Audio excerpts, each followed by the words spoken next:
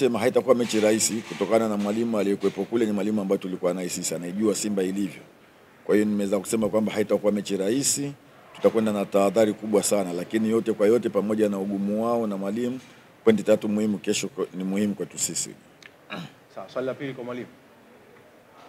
Pengine kuna wachezaji wote watakaokosa mchezo wa kesho, na vipi kuhusu hali ya Hamza, anaendeleaje? Kiukweli kesho tutaendelea kumkosa Hamza, lakini tutaendelea kumkosa Mohamed Baja bado ambaye anaendelea na majeruhi. Wachezaji wote tofauti na wachezaji hao wawili wako kambini na wote wako tayari kabisa kwa mchezo wa kesho. Swali la tatu kwa mwalimu.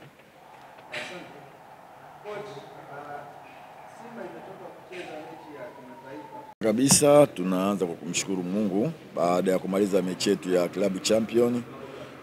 Timu yote ilirudi kambini kwa ajili ya mechi ya Namungo. Kiukweli haiwezi kuwa mechi rahisi, ukichukulia Namungo siku zote tunapokutana nayo wanatupaga game ngumu sana. Ni timu ambayo kiukweli ina benchi nzuri la ufundi. Siku zote nasema hakuna mwalimu ambaye anaifurahia timu yake kucheza kila baada ya siku mbili. Kila mwalimu anaipenda baada ya mechi apate muda kidogo kuweza kujiandaa mechi yake, lakini ndio ratiba ilivyo na tuliona mapema kabisa. Kwa hiyo lazima tuende kutokana na ratiba. Tutajitahidi kwenda na ratiba ilivyo, na kwa sababu tulikuwa tunaifahamu, basi nafikiri tuko tayari kwa ajili ya mchezo wa kesho. Swali la tatu kwa mwalimu.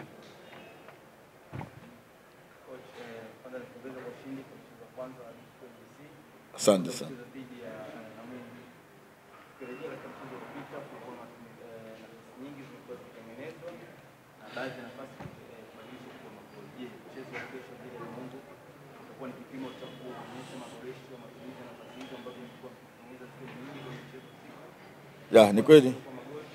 Ni kweli tulitengeneza nafasi nyingi sana katika mchezo wa kwanza dhidi ya Fountain Gate, na nafasi chache tulizigeuza kwa magoli. Kwa hiyo tulirudi katika uwanja wa mazoezi baada ya mechi ile, pale tulikuwa tuna mechi ya international. Kwa hiyo focus yetu tuna ilikuwa kwenye international match. Tumerudi jana kwa ajili ya mazoezi kwa ajili ya mchezo wa kesho. Kiukweli tumeweza kufanya marekebisho hayo, na leo tuna session ya mwisho kabisa. Tutaendelea kuhakikisha nafasi tunazozipata kesho basi ziwe ni magoli.